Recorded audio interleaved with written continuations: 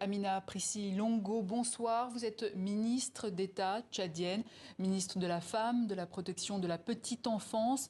Madame la ministre, pourquoi réunir que les femmes des pays en transition? Est-ce que leurs problématiques seraient spécifiques comparées aux autres pays?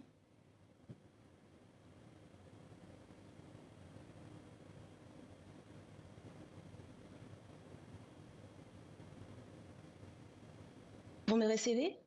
Oui, on vous entend. Voilà, on avait Alors, très un bien. petit problème de liaison, mais ça y est, c'est reparti. Allez-y.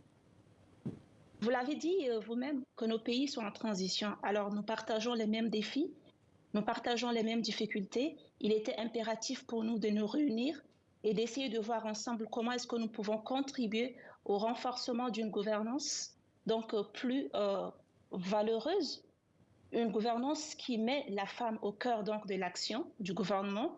Comment porter plus haut notre voix? Comment rappeler, attirer l'attention sur le rôle fondamental que les femmes peuvent jouer donc en temps de transition? Et ça a été très fructueux pour nous. On a commencé les échanges aujourd'hui sous le leadership du président de transition qui a lui-même lancé les travaux. Et de la matinée jusqu'à ce soir, les femmes ont continué à échanger ardemment. Et nous nous sommes dit qu'à l'issue donc de cette rencontre, il nous plaira, avec toutes les contributions collectivement ensemble, de proposer à l'attention de nos chefs d'État des résolutions et recommandations qui pourront leur permettre de nous impliquer encore davantage. Et Au-delà de Madame la l'aspect ministre, transition, en quoi ce rôle, vous le disiez, en quoi ce rôle des femmes est-il primordial en période de transition? Je rappelle que c'est l'objet de votre table ronde. alors vous savez, la participation des femmes dans la politique, la participation des femmes, leur implication dans l'éducation, leur implication dans l'économie est fondamentale et très essentielle pour la survie d'une nation. Et lorsque les politiques ou un pays décident donc de mettre les femmes à l'écart, il n'est pas en train de satisfaire ces exigences. Et c'est aussi laisser plus de 52% de la population en marge. Vous savez que la transition pèse sur les femmes. La transition limite aussi la participation des femmes. Alors pour nous, il était important de redéfinir les règles. Vous savez qu'en transition, c'est la reconstruction d'une nouvelle société.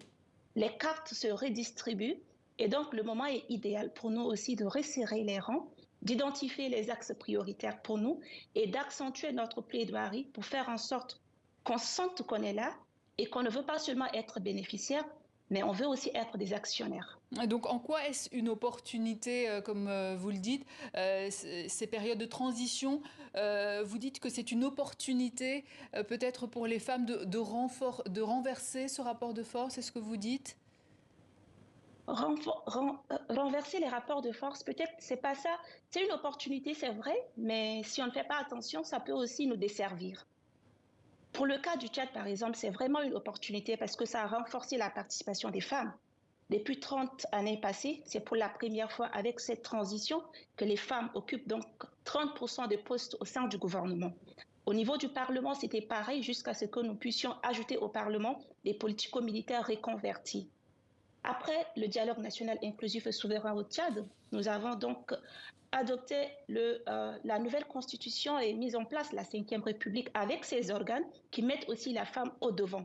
Alors pour nous, en tant que femmes tchadiennes, c'est une opportunité aussi pour d'autres femmes africaines qu'on a invitées ici.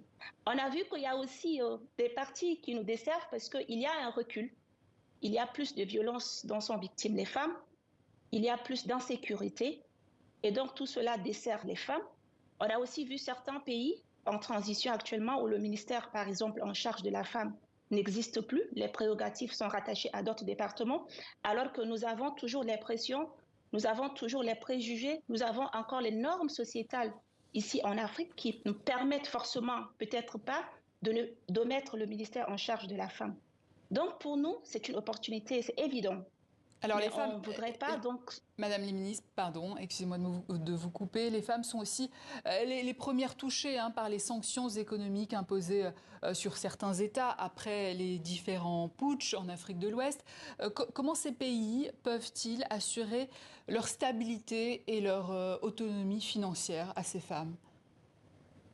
Alors, dans un premier temps, nous restons solidaires à toutes ces femmes, mais aussi ces enfants qui sont victimes, comme vous l'avez dit, les premières victimes de ces sanctions. Tout ce qu'il faut faire, c'est de lever les sanctions. Est-ce que vous voyez que ça n'apporte pas bénéfice à ces populations. Et ça renforce la résilience déterminante de ces femmes que nous encourageons et que nous appuyons. Vous voyez un peu ce que les femmes vivent au Niger, simplement à cause des restrictions. Et les chefs d'État eux-mêmes de la CEDEAO, comme vous l'avez dit, sont en train de revoir les positions pour être plus flexibles, comprendre la population, mais aussi alourdir les sanctions qui ont été imposées à ces populations. Il est évident que les sanctions ne sont pas la solution. Il faut que les gens dialoguent, il faut que les gens discutent, il faut que les gens mettent aussi les femmes au centre de ces discussions. Parce que vous savez qu'aussi en Afrique, hein, tout comme un peu ailleurs, quand il s'agit des négociations de maintien de paix, les femmes sont toujours à l'écart.